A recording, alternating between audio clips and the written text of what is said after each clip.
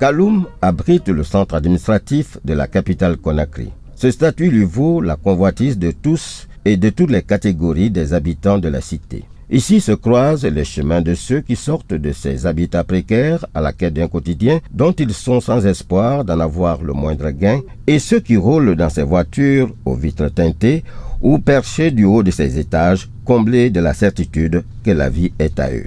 Les premiers sont nécessiteux, les seconds sont comblés. Entre ces deux, il y a ce grand fossé de la pauvreté que le projet philo-socio-productif s'efforce de réduire en redonnant l'espoir aux premiers par le devoir pour eux de descendre dans le fossé d'à côté, le curer, et en remonter avec une contrepartie leur permettant de faire face à ce quotidien, réduisant ainsi leur vulnérabilité. Une telle disparité doit avoir prévalu à l'éligibilité de la commune de Kaloum au projet philo-socio-productif. Quels sont les mécanismes proposés par le projet pour toucher le public concerné? Il faut vraiment toucher les personnes les plus vulnérables. Les canaux actuels ne permettent pas de toucher toutes les personnes vulnérables, d'où l'innovation à travers ce projet, de transcender un peu les carcans administratifs, les structures de l'État pour aller toucher vraiment les personnes vulnérables à travers les collectivités. C'est l'objectif de ce projet et il n'est pas qu'en Guinée. C'est un projet qui est en cours d'exécution dans la plupart des pays de la sous-région et essentiellement financé par la Banque mondiale et par d'autres bailleurs de fonds. Sans exclusion ni discrimination, comment ces populations les plus vulnérables concernées ont été identifiées et leur liste affichée sans cri, sans protestation au sein d'une population à majorité vulnérable? Nous ciblons des jeunes qui n'ont pas une qualification professionnelle requise pour aller trouver de l'emploi eux-mêmes sur le marché. Ceux qui ne peuvent pas se prendre en charge, notamment ces jeunes qui sont dans les quartiers, à travers ces menus travaux, qui apprennent à travailler et qui, à l'arrivée, finissent par adopter un état d'esprit comme quoi le travail paye et quand vaut mieux travailler que d'aller faire des pratiques peu acceptables. À côté de cet objectif, on a aussi le fait de rendre l'environnement du quartier sain. Une population qui vit, qui n'est pas dans un environnement sain, est exposée à toutes sortes de maladies. Donc, le projet Filets sociaux a une double orientation. Le premier objectif, la rémunération des travailleurs, et parallèlement, rendre l'environnement propre. Quelle approche? Quelle stratégie? Toute action de développement qui vise le changement de comportement doit se baser sur la sensibilisation. Et cette sensibilisation doit se placer avant l'intervention, pendant et après. Notre ONG, 4Plus, a une grande expérience en matière d'animation et d'accompagnement des populations à la base. Donc, forte de cela, elle a tout d'abord essayé d'identifier au niveau du quartier des personnes ressources, des associations locales, et avec les autorités locales, elle est allée identifier les familles qu'on a appelées familles vulnérables, des familles dont les critères de vulnérabilité sont évidents. Des familles nombreuses, des familles dont il n'y a pas de personnes qui travaillent, donc qui peuvent apporter des revenus à la famille, des familles où il y a une présence de personnes âgées, de personnes handicapées, des familles qui sont gérées par des femmes veuves, etc. Donc toutes ces familles-là ont été ciblées et l'ONG est allée à leur rencontre. Grâce à l'approche écoute active, ces familles ont été informées des potentialités qu'offre ce travail à proximité, ce travail valorisant, et ces familles ont été invitées à venir exprimer leur citoyenneté, à venir s'affirmer dans le cadre d'un travail décent qui leur permettra de gagner des revenus bien sûr, mais de se valoriser comme citoyens dans leur localité. Au terme de cette action de sensibilisation, un échantillonnage de 150 personnes les plus vulnérables a été réalisé. Les listes affichées sans contestation. Nous avons entretenu tout le monde et on a reparti l'équipe en 10 groupes de 15 personnes. Donc chaque groupe, on a élu un chef de groupe. Donc nous avons convoqué les 10 chefs de groupe. Nous nous sommes entretenus. On leur a expliqué comment le travail doit se faire et la responsabilité qui leur incombe dans le cadre du travail. Quelle motivation a-t-elle exhorté ces volontaires à accomplir les tâches proposées? Il y avait un monde de jusqu'à 200 et quelques personnes qui étaient venues. Malgré que les dispositions qui ont été prises au départ, Mais des gens ont été crus encore de venir pour qu'ils soient dans le processus.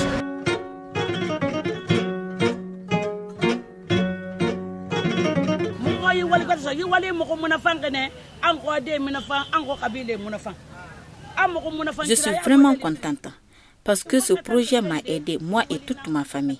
On était nécessiteux. Je n'ai rien acheté de garantie, mais le ventre là, c'est plus garanti que l'armoire que tu achètes. Parce qu'il faut toujours mettre quelque chose dans le ventre. Nous ne pouvons pas vous payer, sauf le bon Dieu seulement. Je prie le bon Dieu pour que ce projet aille de l'avant. C'est grâce à ce projet que je suis en train de revendre.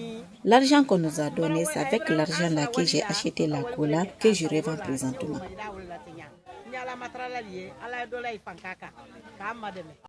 C'est donc contre une rémunération substantielle quotidienne de 35 000 francs guinéens par jour, pendant 30 jours, que 900 personnes sensibilisées dans les ménages des 4 quartiers de Kaloum vont être en devoir d'acquérir de nouvelles aptitudes à la vie quotidienne. Les gens ont travaillé pendant 30 jours et nous sommes là aujourd'hui pour pour procéder à la réception. Le paiement aussi des travailleurs, ça s'est bien passé. Ils affirment qu'ils ont tous reçu leur argent. Depuis le 5 septembre 2014, les caniveaux des 4 quartiers touchés ont été pris d'assaut par des femmes et des jeunes déterminés et motivés. On avait un jeune qui était décidé volontaire, qui avait le sifflet à la bouche.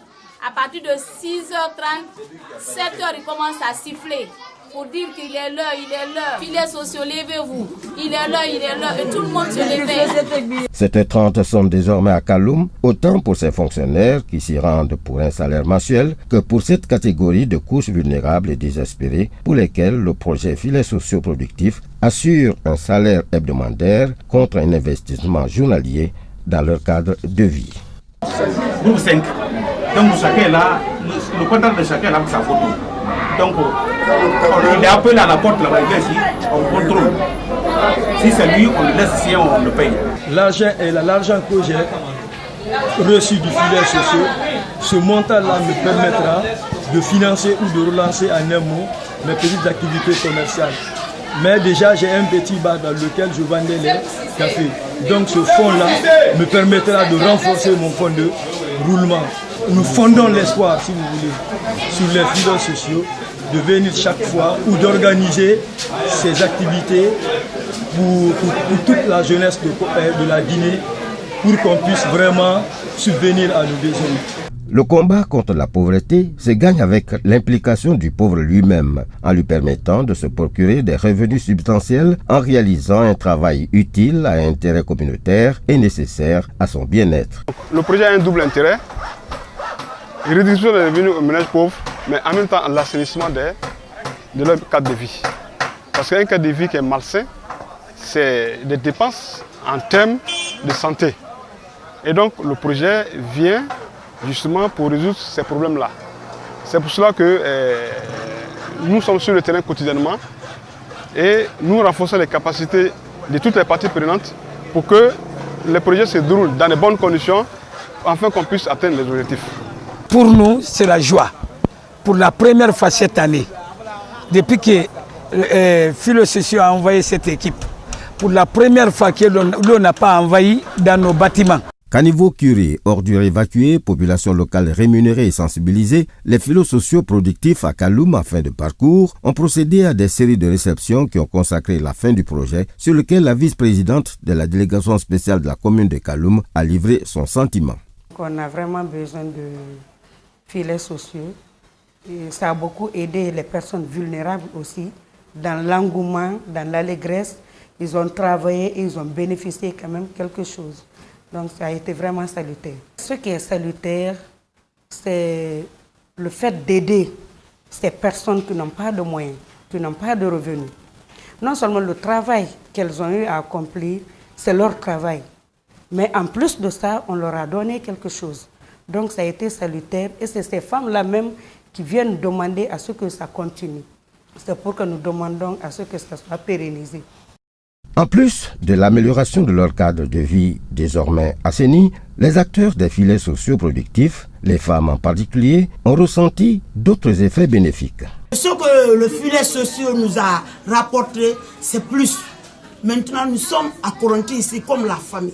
Maintenant, nous avons décidé de faire groupe de filets sociaux à une association. Les acquis des filets sociaux sont partagés à plusieurs niveaux. À chacun des échelons, les bénéficiaires reconnaissent au projet ses avantages bénéfiques. Ça, c'est pour aider les vieilles, les personnes âgées, les pauvres, les gens qui ont les jeunes qui n'ont pas de travail et qu'ils ont la charge de leurs parents, tout ça là. C'est pour aider les gens. C'est pour aider les pauvres à sortir de leur pauvreté. Ça, nous, en tout cas les femmes, nous sommes contentes parce que les veuves aussi n'ont aucun moyen pour les aider. Avec ça, ils pourront faire beaucoup de choses. Vraiment, si ça continue comme ça, vraiment bravo. Pendant les 5 ans, le projet philo-socio-productif couvrira tout le territoire national et contribuera ainsi à accroître le revenu et créer de l'emploi à des milliers de pauvres et de jeunes en leur apprenant à vivre décemment chez eux et par eux-mêmes.